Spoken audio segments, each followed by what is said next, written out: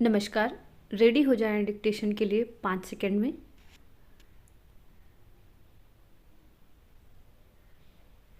Start.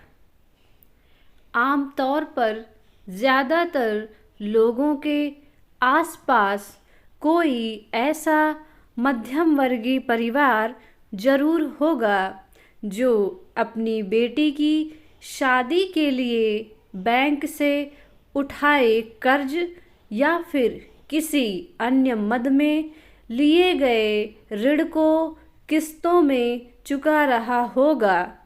किसी bank से कर्ज लेकर चुकाने की कहानी किसी एक परिवार की नहीं, बल्कि ऐसे बहुत सारे परिवारों की है जो कई बार अपने बच्चों की जिद के आगे रिश्तेदारों और समाज के आगे रुतबा बनाने के लिए या लड़के वालों की मांग के अनुसार अपनी चादर से ज़्यादा शादी में खर्च कर देते हैं। इसका खामियाजा कई वर्षों तक उन परिवार को भुगतना पड़ता है। बेशक शादी करने का तरीका सभी का अपना निजी निर्णय होता है, लेकिन दुर्भाग्यवश इन दिनों की शादियां भावनात्मक कम दिखावटी ज़्यादा लगने लगी हैं।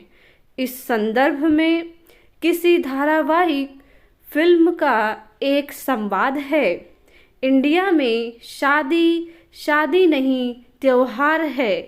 इस त्योहार को मनाने में भारतीय कोई कसर नहीं छोड़ रहे। यही कारण है कि आज यह देश का चौथा सबसे बड़ा उद्योग बन गया है, जबकि पिछली सदी के 90 के दशक से पहले शादियों में निभाए जाने वाले रीति रिवाजों को सबसे अधिक तवज्जो दी जाती थी। उबटन से लेकर 7 फेरों तक की भी सभी प्रक्रिया में स्पष्ट विधि, चलन और तौर तरीकों को उपयुक्त समय दिया जाता था। लेकिन आज वह समय कुछ कम कर फोटोग्राफी, सोशल मीडिया पर प्रचार और अन्य सौंदर्य प्रधान कार्यों को दिया जा रहा है। कई बार ऐसा लगता है कि यह सब हो भी क्यों नहीं। शादी में सबसे अधिक खर्चा शादी करने वाले स्थान, खान पान, फोटोग्राफी, आभूषण व अन्य प्रदर्शनपूर्ण कामों में हो रहा है, तो उस खर्चे की प्रदर्शनी बहुत ज़रूरी है।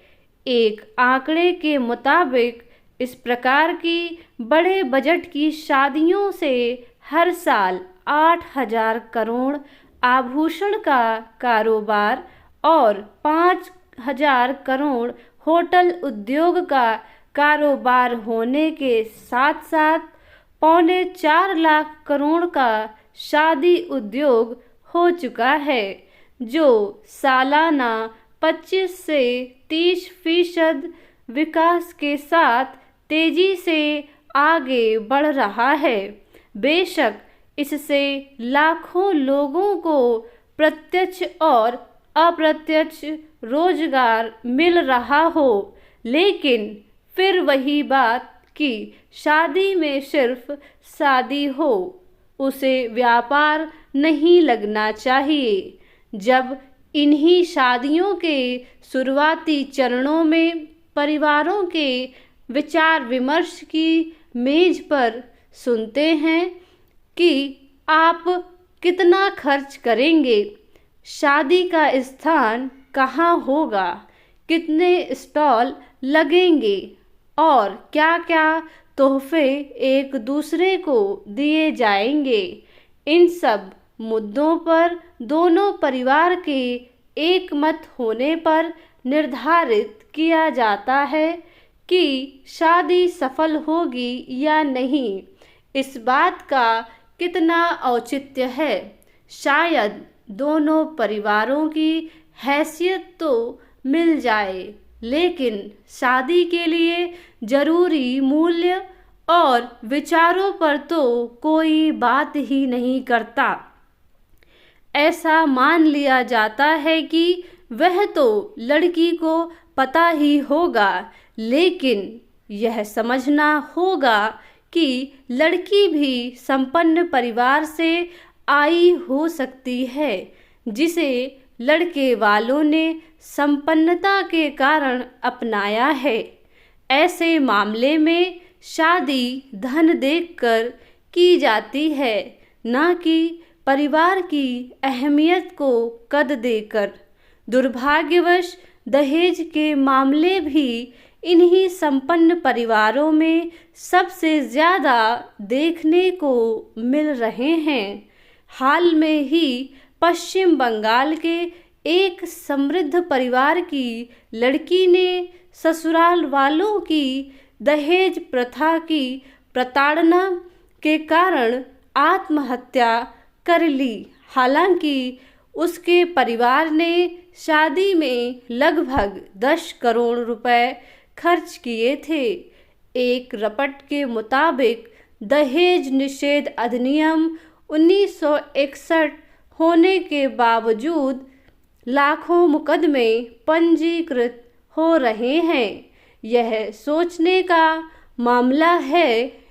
एक अन्य पहलू भारत जैसे विकासशील देश के लिए यह भी है कि वैश्विक भुखमरी सूचकांक के मुताबिक भारत 127 देशों में से 107वें स्थान पर है, जहां 20 करोड़ लोग रोजाना खाली भूखे पेट सोते हैं।